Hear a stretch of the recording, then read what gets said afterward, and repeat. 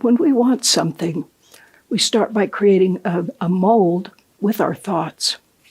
So as we start with an invocation tonight, this invocation is an example of the creative process. We have an idea for what this service will be. I have an idea that I would like to uplift you, give you something new to think about, inspire you to look at things in a new way. And I want to create that. So I speak that word, and that's what an invocation is. We create the service before it happens. So let's join in a brief prayer. Right here and right now, we come together as community to learn, to remember how to use our creative power to bring into form Spirit's highest idea for our life, for our experience. As a community, we come together to bring into form Spirit's highest idea for our center, for our community. We know this time together unfolds perfectly. A time of peace, a time of opening, a time of readiness. We give thanks, knowing that this is so, and we say together, and so it is. So my message tonight is titled, From Vision to Reality. And we're going to talk about the idea of leadership, what it means to be a leader, how a leader translates a vision into reality. We're also going to talk about when we personally embody the characteristics of a leader, then we're ready to attract a leader to us. That's the way it works. Like attracts like. In terms of our center here, as we're in this project of being ready, preparing ourselves to welcome the right and perfect minister to be our guide, our partner. That's not someone coming from outside of us to rescue us. It starts with what's inside of us and us becoming what it is that we want to attract. Our philosophy is based on the teachings of a man named Ernest Holmes. And Ernest Holmes was a scholar, a seeker, a mystic, a scientist, a philosopher, and he studied many religions and traditions throughout the ages. And from those, he drew out what he called the golden threads of truth. That's what was the same in all the different stories. And Ernest Holmes had the experience of experiencing reality as an unbounded creative energy. That's what he saw. This creative energy, this life force, just ready to burst out. And he spent much of his life teaching and writing about how that worked. Now, he gave many names to this energy, this creative stuff. Of course, we call it God sometimes as a kind of shorthand.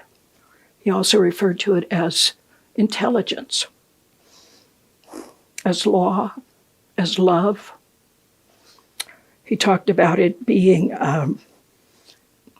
infinite peace, a life force. Sometimes he called it the thing itself.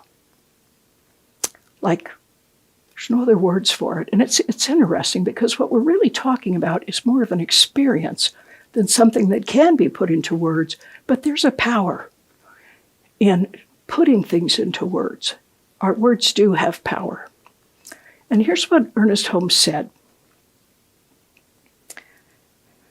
The thing works for us by working through us and is us always.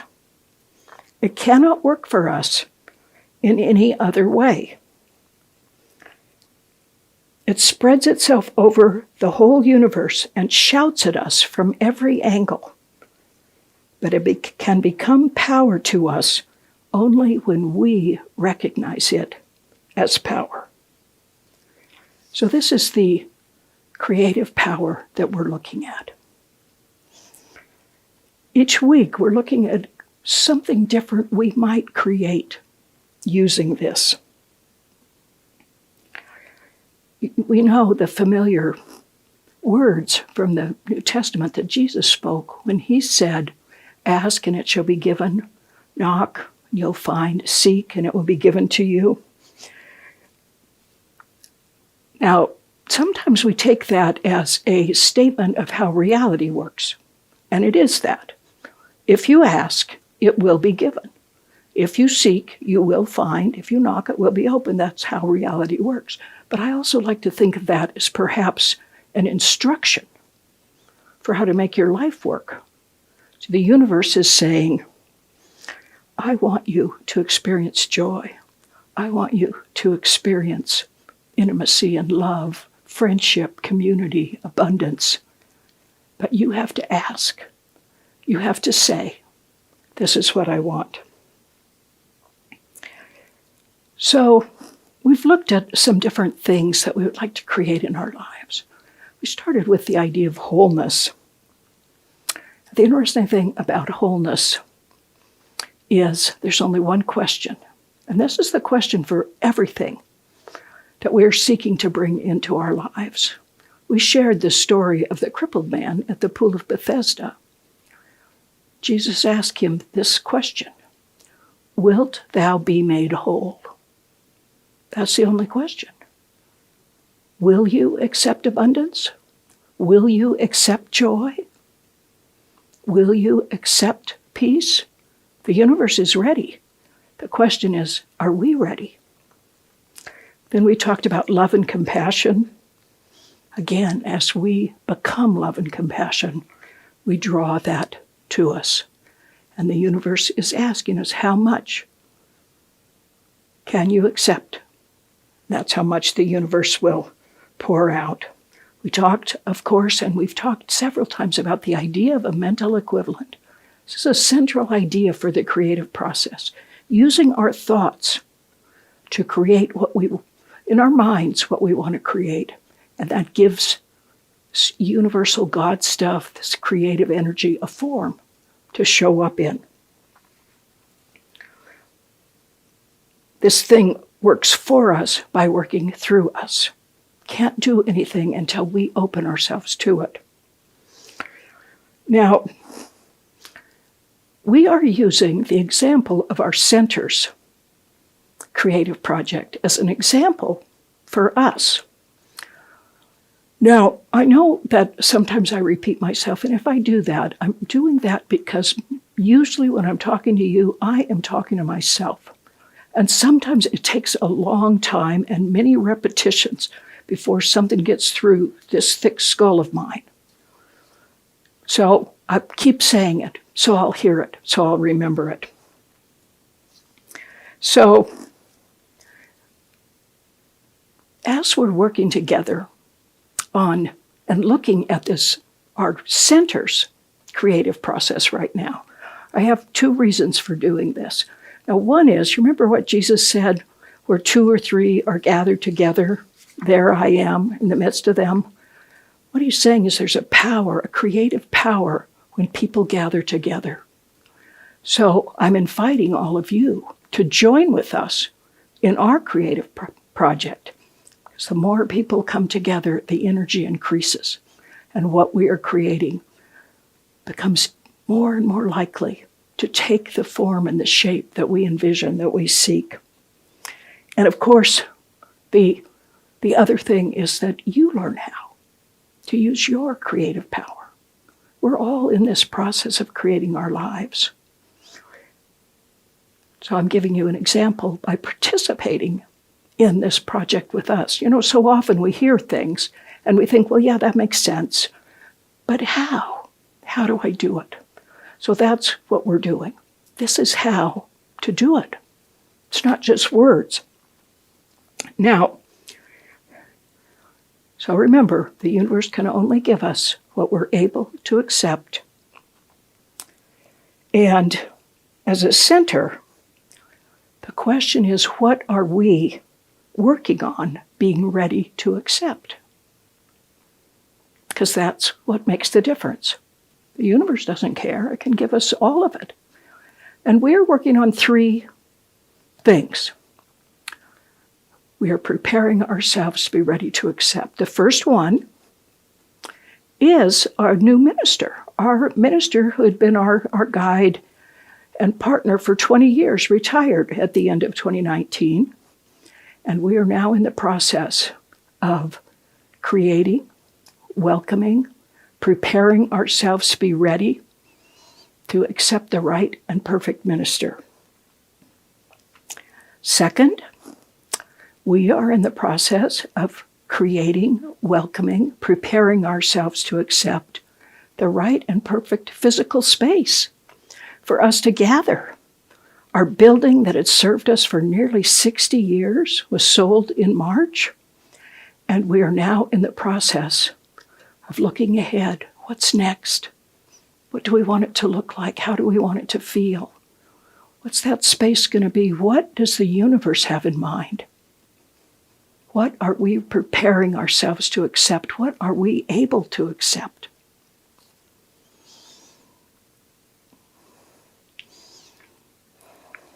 We visioned about this, of course. This is part of the creative process, too, to go into visioning, to go into that space where we ask, what is Spirit's highest idea for our minister? What's Spirit's highest idea for our physical space? And it's interesting with visioning because when we listen in visioning, the answers come in images, perhaps sometimes songs, smells, sounds, feelings, and we have to center ourselves in these, and eventually this comes together for us to have a sense of what Spirit's highest idea is, which is always far beyond what we can imagine. And as we've visioned, we've heard people singing, we've heard people laughing, weeping, people coming together through all kinds of experiences and emotions.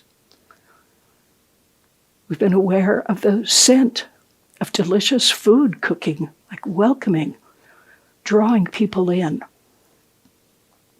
We've had a sense of a place of peace, welcoming home.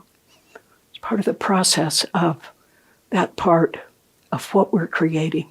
And then the third thing that we're creating as a center is, who are we ready to be as a center? This is not saying that anything we've been or done in the past is wrong. We're simply trying to expand our view of what's possible. Because remember, it's about what we're able to accept. And so often, what we're able to accept is so much smaller than what the universe has in mind for us, what the universe is willing to give us. So we're looking ahead at that. What might our center be? How might we contribute as a center to a world that works for everyone and for all of creation? How might we be a light in this valley? How might we spread what we teach, what we know, to more and more people, increasing love and connection, sense of community? How far can we actually see our influence spreading out? We've seen our influence spread to Kenya with our work there. What do we see as possible for our center? So that's our ongoing challenge. It's not to make those things happen, it's to increase what we're able to accept. And that work is within. Sometimes I like to picture a waterfall, like a huge, exquisite waterfall, like splashing down with rainbows and the water splashing and sparkling. And that waterfall to me is like the universe, is just good, just keeps coming and coming and coming. And we come up to that waterfall with our vessel. And some of us come with a very small cup. And we put it under the waterfall and it's filled up. That's how much we're able to accept. The good there just keeps coming. We get as much as we're able to accept. And maybe we can expand, and show up with a 10-gallon bucket. And of course, our hope, like someday we might even learn to put a pipe in there and let it just flow out and spread. So the question for you is, how much good are you able to accept? It's the size of your vessel that you're bringing to the waterfall of good. So you might ask, how do I expand that? Like, how do I increase the size of my vessel? Well, that's what our spiritual practices are. That's what we teach in our classes. Every one of the spiritual practices we teach are a way for you to expand what you're able to accept, to be able to expand your ability to accept the good of the universe. Our coming together in community, our spiritual mind treatment, our affirmative prayer, visioning, where we open ourselves to Spirit's highest idea, sacred study, where we turn to the works of wise teachers and leaders, sacred giving, where we put ourselves in the flow of circulation and open ourselves to it, service, where we ask that question, what's mine to do? All of those, as we practice them, are ways that we expand our ability to accept more good. Now, as you know, I think as many of you know, because we've been talking about this, our center created a sacred covenant. We call it our New Minister Sacred Covenant. It's available on our website. If you're up to this, joining us in this creative project, I encourage you to go and look at that and read it. It's detailed and it's long. That's why we're taking a lot of time to look at it, because the clearer our picture is of what we can see, what we're saying, here's what I'm ready to accept, the more likely it is that that is going to show up in form. Now, to create this, it's interesting. We went through a process called the co-creation process. Some of you were involved with that as we came together. It's called a co-creation process because we're joining our creative energy with the creative energy of the universe. We're going to work together. We're going to do our part, which is prepare ourselves to be able to receive it. The universe, of course, always does its part. And as part of that covenant, we promise that. I'm going to do my part to be ready. In each of these aspects, in each of these things we're seeking, I'm going to do my best to become that so I can attract it to me. Now, one part of that covenant, the part we've been kind of looking at the last couple of weeks, says, as I stand in agreement with my beloved community, I see my new minister revealed before me as a loving, compassionate, inspired leader.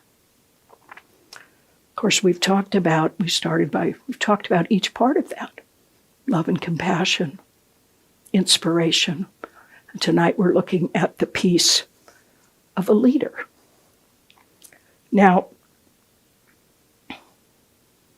as I said, leadership is the capacity to translate vision into reality. A leader has a vision. A leader opens him or herself up to that vision and then takes the necessary action to make that happen. Now, I hear some of you maybe saying, well, I don't really want to be a leader. I want somebody to tell me what to do and where to go and what to believe. Well, that's fine. And there's nothing wrong with that. That's one kind of a life. But I want more than that for you. I want you to be an adult, a person with the freedom to choose, to expand, and to take the lead in creating your own life rather than following what others have done, what others think you should do, what others expect of you. That's what it means to take the lead in your own life, to step forward, to bring your personal vision into reality. So as we prepare ourselves to accept a powerful, creative, inspired, loving leader, we do that by becoming that. Now, you know, I always have a story for you. So tonight's story is about a monk in a monastery in the Middle Ages.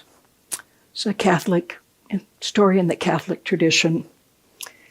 And this was in France. The monk's name was Brother Leo, and he was known for his wisdom. People traveled to study with him and to learn from him and partake of what he knew, to be taught. And so one day a group of travelers had decided to travel to the monastery where Brother Leo lived to learn from him. So they were traveling along. It was a journey of a couple of weeks. And along the way, they began, as people do, to complain and bicker and fight. You know, my load is heavier than his. Why do I always have to have a heavier load? I'm doing more of the work. Why isn't he working? Why is he resting there? There was work to do, wood to gather and the fire and setting up the camp and cleaning it up after, carrying. Well, it got worse and worse. Everybody was miserable, unhappy, complaining. Everybody was angry at someone else. So they're walking along and they came upon a man on the trail and he said, "Oh, where are you guys going?" And they said, "Oh, we're headed to the monastery. We want to learn from Brother Leo. He's supposed to be wise, and we want to learn what he has to teach us." And the man said, "Oh, I'm going there too. Can I go along with you?" And they said, "Sure, join in with us." So the new traveler was complaining, but he didn't ever complain. He picked up the heaviest load when they were choosing the loads to carry the next day. When they got to their campsite, he was the first one to go out, gather the firewood, get the fire going, get their sleeping places laid out. And whenever somebody said, I have too much to do, I can't do that, he just stepped in and did it. Well, an interesting thing happened. So gradually, the other men started following his example. So, one of the men said, "You carried the heaviest pack yesterday. Let me carry that today." Someone even said to him, "Look, you look kind of tired today. Let me carry your pack along with mine." When they got to the campsite, the man said, we're going to gather the firewood and prepare. And so the entire sense of the journey changed. Everyone was having a good time, cooperating, helping each other, sharing stories at night. Well, finally, they arrived at the monastery. And a monk came and opened the door for them and said, "Welcome, what are you doing here?" And the men said, "Well, we're here to meet Brother Leo. We want to learn from his wisdom." And the monk at the door started to laugh. And he said, "What? Well, here's Brother Leo with you." And of course, the stranger, the traveler who had been traveling along with them, was Brother Leo himself. How did Brother Leo lead? Did he tell them what to do? Did he instruct them? Did he scold them when they were failing to do what was working? No, he simply stepped up and taught by example. This is the power of a great leader. We often are like those men on the trip, complaining, bickering, thinking things should be different than they are. The challenge has become like Brother Leo. Step up, do your part, cooperate, and let the others follow your example rather than following what you're telling them to do.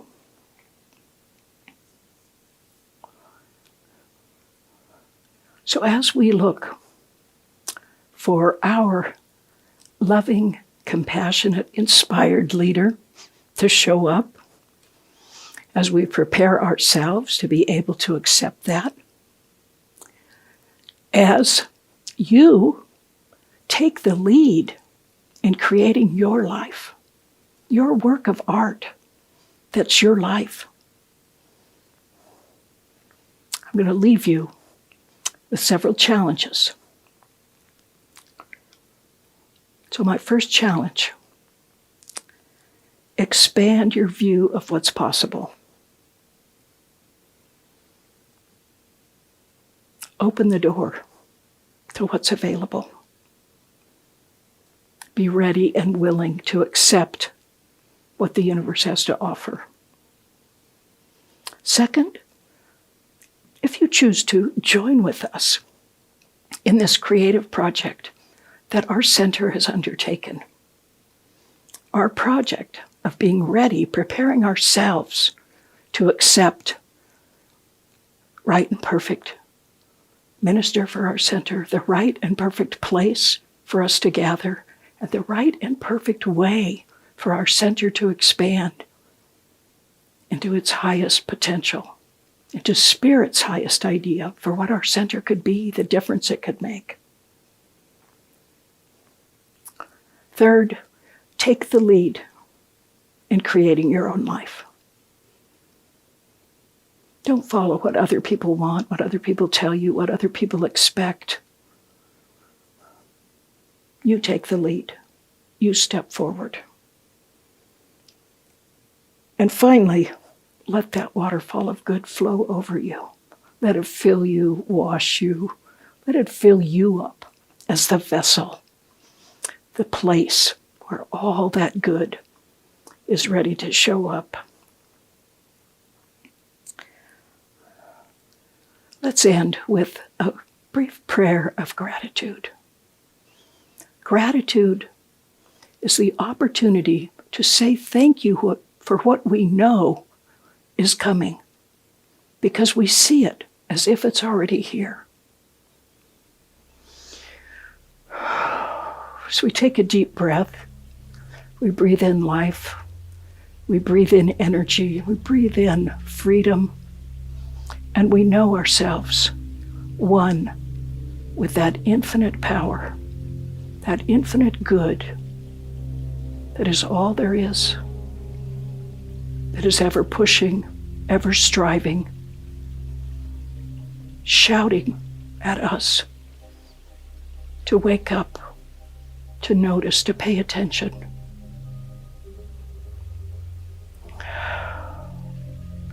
We know this energy is in all and through each of us here, each person. There's no way it can't be. That creative energy, always ready, always waiting, expectant, urgent, waiting to push out into that mold we've made.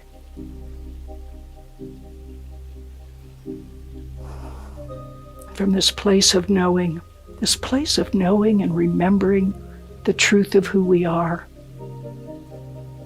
we speak a word. We say, right here, right now, I am ready. I am able to accept more good. The good that I am ready and able to accept expands. I let it in.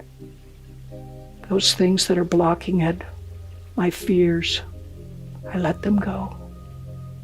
Let them go. We give thanks. We give thanks for being together. We give thanks for our freedom. We give thanks for our creative power. Now we let this go, knowing all is well. And we say, and so it is.